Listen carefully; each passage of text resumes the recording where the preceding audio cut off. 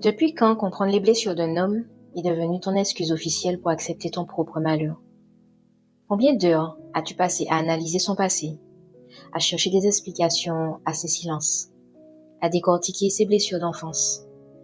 Peut-être que tu as écouté des podcasts sur l'attachement évitant, lu des articles sur les traumas d'enfance, regardé des vidéos pour comprendre pourquoi certains hommes fuient l'engagement, et à force, tu es devenue une véritable experte.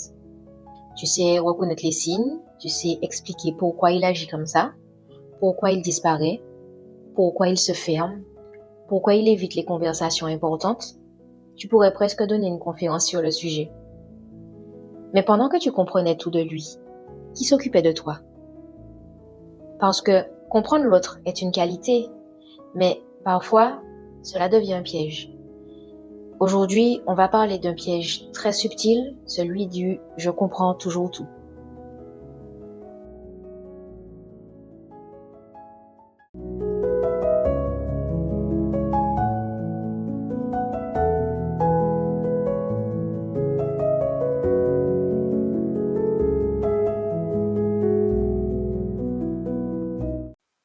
Bienvenue dans ce deuxième épisode de Luminescence, à voix basse, un espace où l'on parle d'amour, mais pas de l'amour version conte de fées. On parle des dynamiques invisibles, des schémas que nous répétons parfois sans nous en rendre compte, et surtout de ces endroits où une femme brillante peut, sans le vouloir, utiliser son intelligence contre elle-même. Si ces conversations t'aident à voir plus clair, pense à t'abonner à la chaîne et à laisser un like. Cela permet à ce podcast d'atteindre d'autres femmes qui vivent les mêmes questionnements. Aujourd'hui, on va regarder un phénomène très courant, ce moment où une femme comprend tout avec sa tête, mais où son corps lui dit qu'elle est en train de s'étouffer dans la relation. Je vais te poser une question très simple. Est-ce que tu t'es déjà retrouvé dans cette situation? Tu es face à un comportement franchement limite. Un silence qui dure, une promesse qui n'est pas tenue, un message qui n'arrive jamais, ou une discussion qui tourne en rond. Et immédiatement, ton cerveau se met en marche, il fabrique des explications. Oui, mais tu comprends, il a eu une enfance difficile, il ne le fait pas exprès, il a peur de souffrir, il a été blessé dans ses relations précédentes, il ne sait pas comment aimer correctement. Et tu vois, tout cela peut être vrai, mais il y a une différence immense entre comprendre et tolérer. Parce que beaucoup de femmes intelligentes tombent dans ce piège. Elles deviennent ce que j'appelle des compreneuses professionnelles. Elles comprennent tout, les blessures, les traumas, les mécanismes psychologiques, les peurs d'abandon, les peurs d'engagement.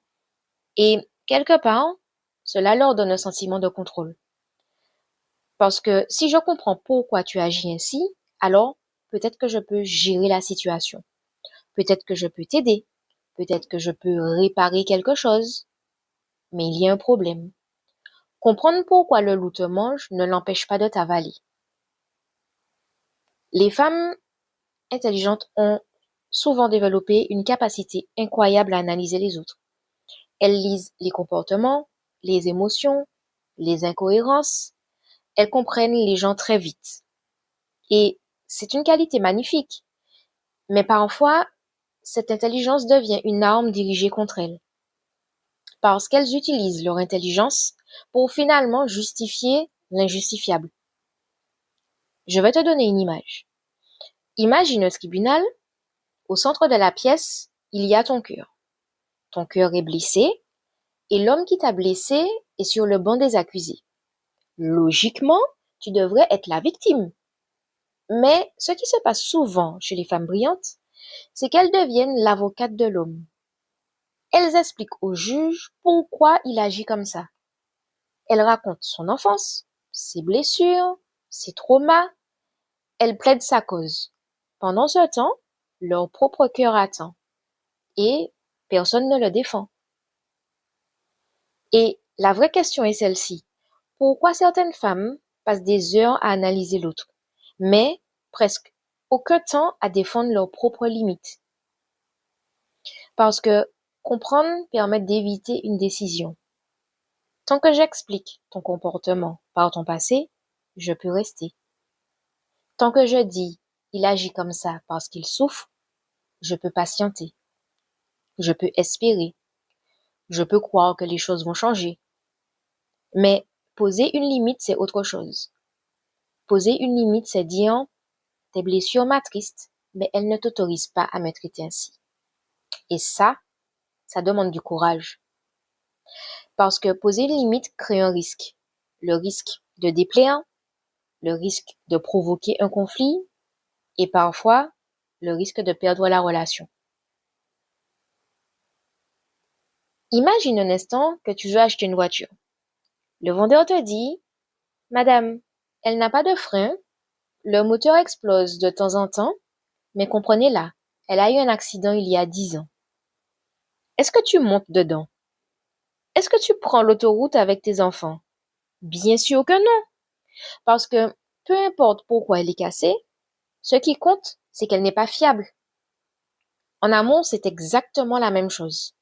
Comprendre les blessures de quelqu'un ne garantit pas qu'il soit capable d'aimer correctement. Et tu ne peux pas transformer quelqu'un en le comprenant plus fort qu'il ne s'aime lui-même. Je refuse de voir des femmes brillantes utiliser leur intelligence, pour justifier leur propre effacement. Je refuse que l'on puisse confondre être une femme profonde avec être une femme qui tolère tout. Parce que comprendre quelqu'un peut être une qualité magnifique, mais le respect de soi doit rester non négociable. Parce que le jour où une femme arrête de chercher des excuses, elle commence à poser des limites. Et à ce moment-là, quelque chose change. Soit la relation évolue, soit elle s'arrête. Mais dans tous les cas, la femme reprend sa place. Alors, je te propose un petit exercice. À partir d'aujourd'hui, remplace chaque phrase « je le comprends parce que » par « je mérite mieux que cela ». Et c'est un changement simple, mais il peut transformer ta manière de vivre tes relations. Parce qu'ici, à Luminescence, l'objectif n'est pas de devenir dur, ni de devenir égoïste. L'objectif, c'est de redevenir souveraine dans ses choix.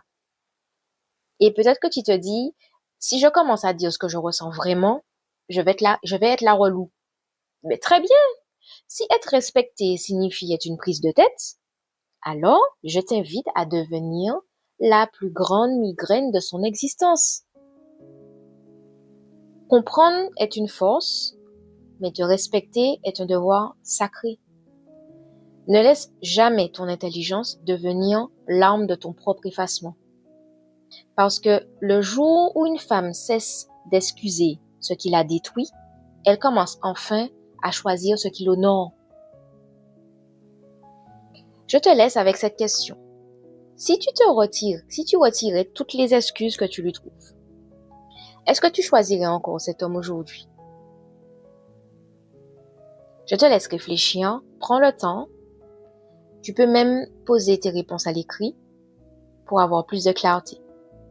Je te remercie d'avoir partagé ce moment avec moi. Et si cet épisode t'a parlé, n'oublie surtout pas de t'abonner à la chaîne et laisse-moi un like. Et si tu connais une amie qui est en train de passer son doctorat en psychologie de son ex, partage-lui cet épisode. Tu lui sauveras peut-être quelques années de vie.